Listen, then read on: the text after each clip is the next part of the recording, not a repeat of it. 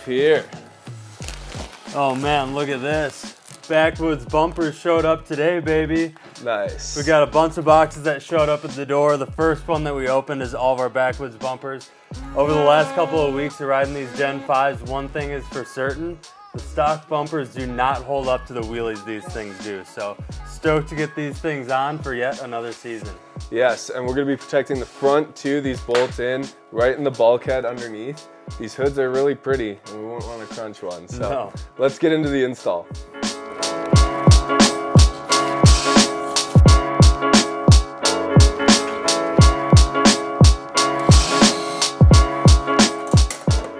We're going snowmobiling tomorrow. We've got a pretty awesome crew lined up too. It's gonna be a good weekend. It's been snowing all day up in the hills from what we can see at the house. Island Park's just getting dumped on.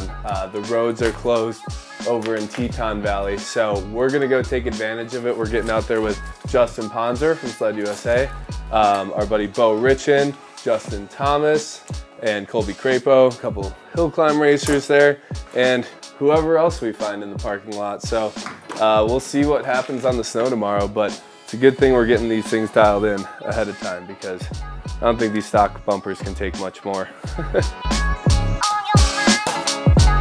All right, well, I just finished up my install on my no skid plate front bumper for the Gen 5 from Backwoods BMP. This stuff is just fantastic. The fit and finish is right on point. Super cool. Backwoods, we met those guys at Heydays a few years ago. They've been supporting us with bumpers now for the last few. Man, nothing but good things to say about their product. One cool thing is if you actually bend one of these bumpers, they'll give you 50% off your next bumper. So talk about standing behind your product. Another cool thing with these is that they're designed to shear off the hardware rather than bend the front bumper. So if you take a big impact to the front, odds are you just sheared off the bolts inside and those are easy to replace. So I just got my front one done. Jack's working on his front now. He finished up his rear and now it's my turn to do the rear on this thing.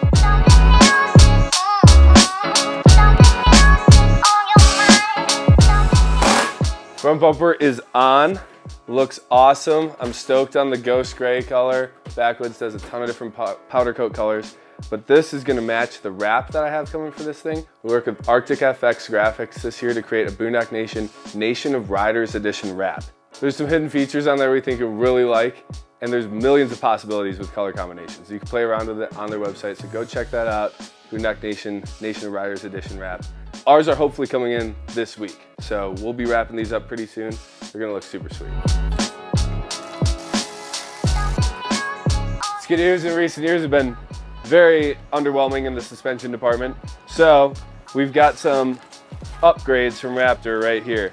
This is their Kinetic Series shock. What this is an internal bypass shock that has excellent bottoming resistance along with a triple rate spring to really soak up those little bumps on the trail or throughout your side hill or in many different situations. But the adjustability on these is what we really like. There's rebound adjustment, compression up top, and like I said, the triple rate spring really provides a great feel up front. So on the top of the clutch side shock here, you'll see that they went ahead and carved out the plastics here so you can actually get a wrench in here. So I can actually get the Milwaukee electric ratchet up in here. You used to have to go in behind the oil tank and you could get like 1/8 of a turn out of each crank, and it took forever. So really nice improvement on the Gen 5. As you saw in the last video, I sucked a rock up through my track and tunnel and punched a hole in my heat exchanger. Now, we've been riding for a lot of years and this is the first time it's happened to us. I'm surprised it took this long, honestly, but that's some of the stuff that happens in early season conditions. So that's a problem. Like, you need to replace the tunnel or weld it up, but for now, we're gonna trust good old JB Weld. I've got self-tappers in my drivers and JB Weld in my tunnel. Life is good. They even give you a little mixing tray. We are actually gonna call it a night. It's like 1 in the morning and the boys are gonna be here bright and early. So we're gonna throw the ZRP spindles on tomorrow night, give us a good chance to feel out these shocks. But it's snowing tonight. There's Powell waiting, so we'll see you in the morning.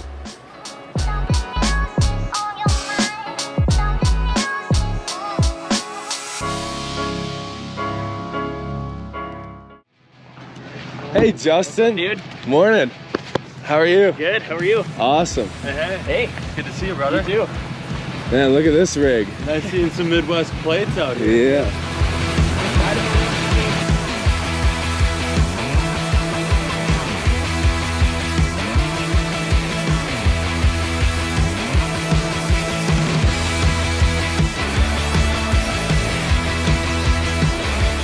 All right, well, we made it to the parking lot this morning. We got the sleds unloaded. Looks like we got some fresh snow waiting for us up there. About a foot of fresh at least.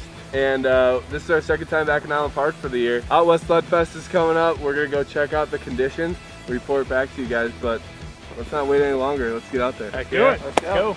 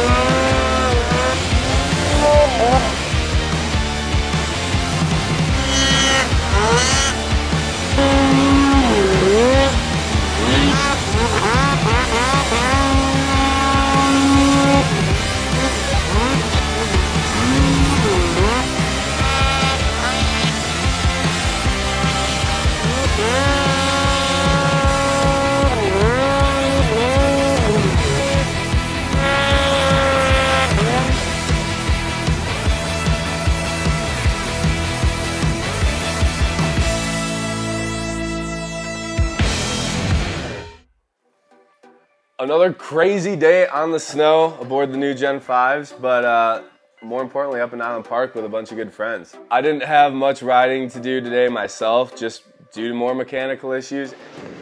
Your sled is leaking coolant. And getting completely buried in the creek, but these guys got to take advantage of the pop. Yeah, fortunately we were able to find Jack. He was on his own for about 2 hours just fighting the good fight out there in the creek.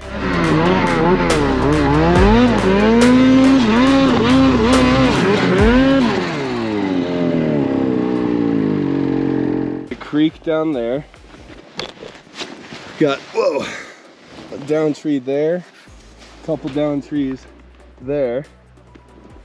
I'm between both of them.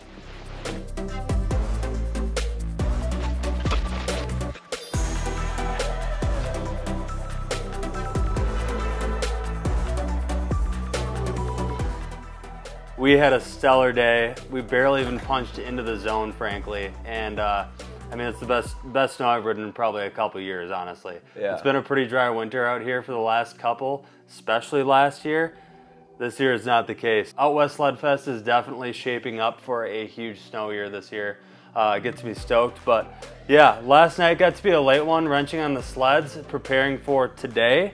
But now we're back here at a decent time, and we have a couple more parts to throw on. Yes, we're gonna kick off right away installing the ZRP spindles. These are one of our favorite upgrades on the Gen 4, so we're excited to see what they do on the Gen 5. So let's get into the install.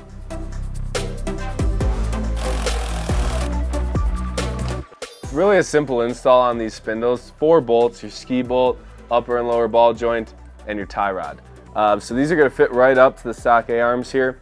Now the ZRP spindle is about 1.25 inches taller than the stock spindle.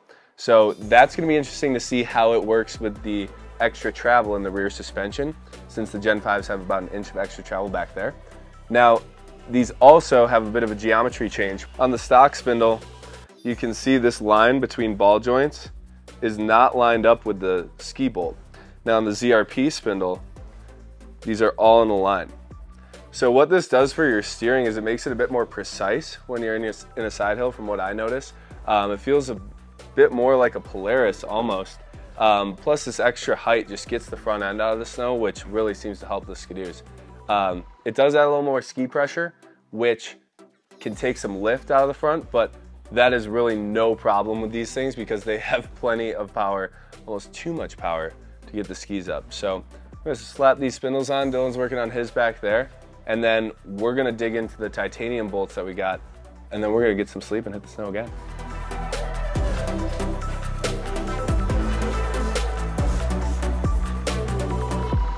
All right, you guys, well, I just installed my final ZRP part that I'll be putting on my turbo for this season. The titanium governor cup bolts. That's something that we did last year and we thought made a big difference. So if you actually weigh the difference between your tie bolts and your stock governor cup bolts, there's about 30 grams of difference. Now, 30 grams doesn't seem like a whole lot, but when you're taking rotating mass out of things, it does make a difference. I'm excited to get on the snow tomorrow, knowing that we've had a few days now riding the stock stuff, be able to compare the responsiveness a little bit. But it's late now, it's time to get some shut-eye, and tomorrow it's gonna be even deeper. So we'll see you guys in the morning.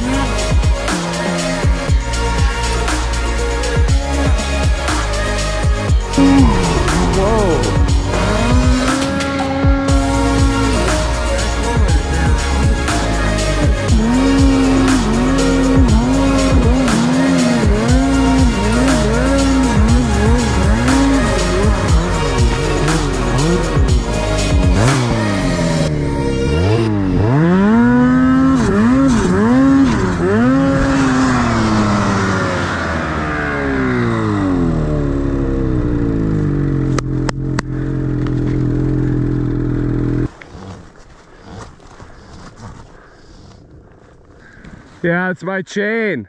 That's not good. No, we're gonna have to leave it.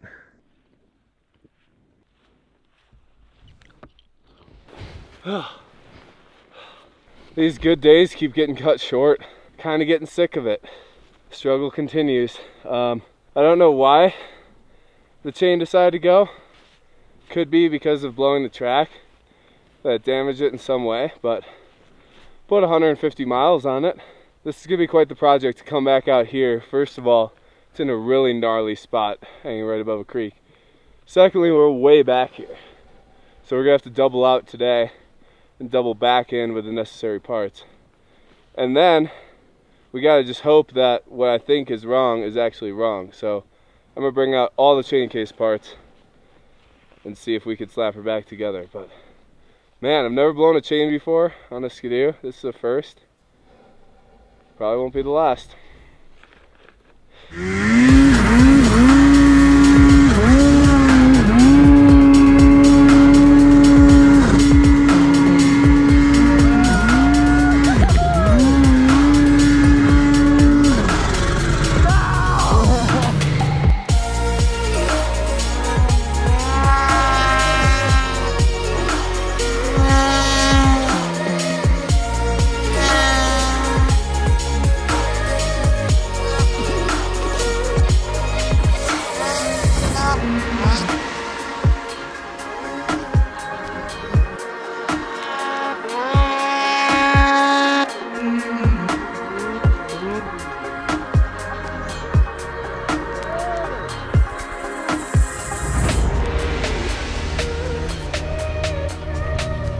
Sound noise!